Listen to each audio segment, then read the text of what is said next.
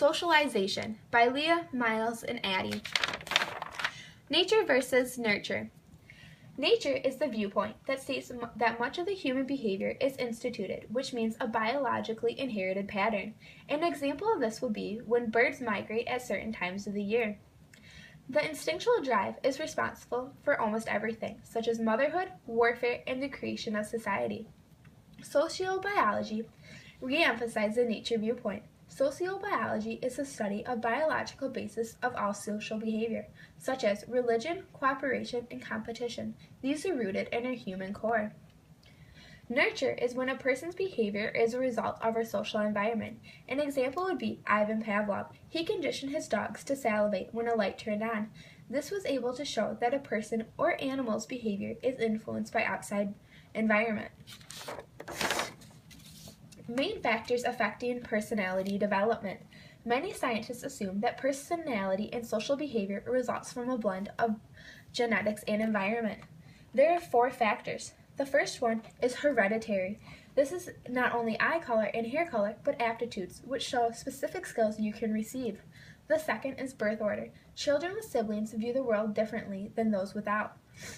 The third is parental characteristics. The age of a parent can affect a child's personality, or the parent's level of education, economic status, cultural heritage, and etc.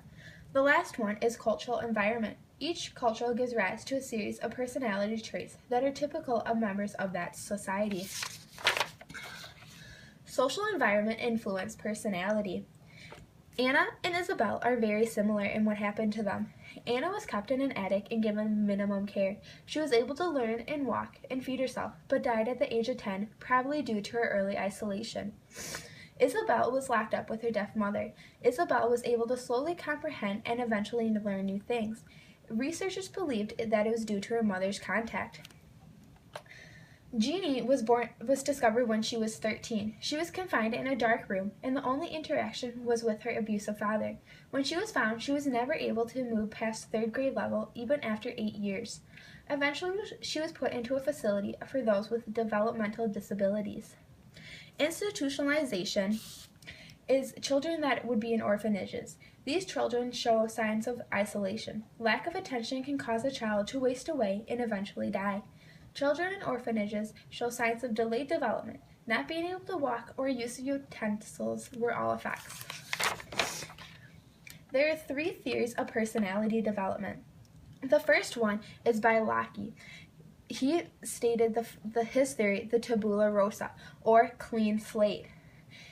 John Locke stated that people were born with a clean slate. He believed that if given a newborn, he would be able to shape their personality based on certain characteristics he chose.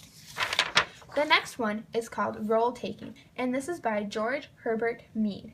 George Herbert Mead said that we not only see ourselves as others see us, but actually take on or pretend to take on the roles of others. This is role-taking. We learn to see ourselves through the eyes of others and then act accordingly. The people closest to us have the greatest impact. Mead calls them significant others. Once we grow older, significant others have less of an impact and generalized others takes its place.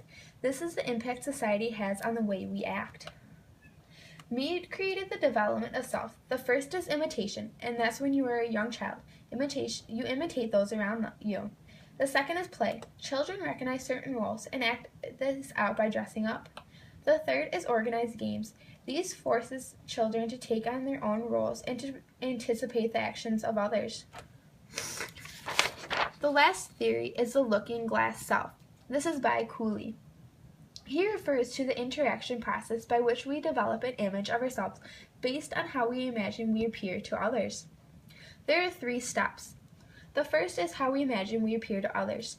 The second, based on the reactions to us, we attempt to determine whether others view us as we view ourselves. And the last one is how we think others judge us develops our feelings on ourselves. Goffman's presentation of self. Dramaturgy is a social interaction which is like a drama being performed on stage. People are similar to an audience, judging each other's performance and trying to determine each individual's true character. Goffman suggests that we spend much of our time with others managing their impressions, and by doing this, we are changing the self that we display. Impression management is where people make an effort to play their roles well and manage impressions that an audience receives. There are 4 agents of socialization. The first one is family. This is the most important agent of socialization in most societies. Socialization in a family is both intended and unintended. A father may teach his children that it's important to tell the truth. This is a deliberate attempt. An unintended socialization would be when a father tells the children the importance of being polite, but the child may see his father being impolite. This scenario was an unintended socialization. The next would be peer group. Peer group, which is a primary group composed of individuals of roughly equal age and similar social characteristics. Peer groups are particularly influential during the pre-teen age. Peer group socialization is different from family socialization because peer group focuses on the subculture of the group. The next one is school. You go to school from ages 5 to 18. We spend 30 plus weeks a year in school. A large amount of unintended socialization occurs. The last one is mass media. Mass media is an instrument of communication that reaches large audiences with no personal contact.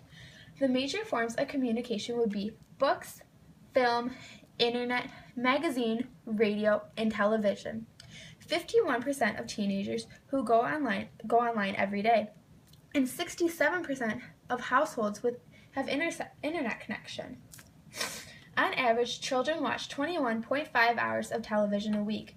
Negative effects are being found because of the violence being shown. Resocialization. Resocialization involves a break with past experiences and the learning of new values. There's voluntary, which is when you choose to assume a new role, and involuntary, which occurs against a person's wishes. Total institution is isolation from society.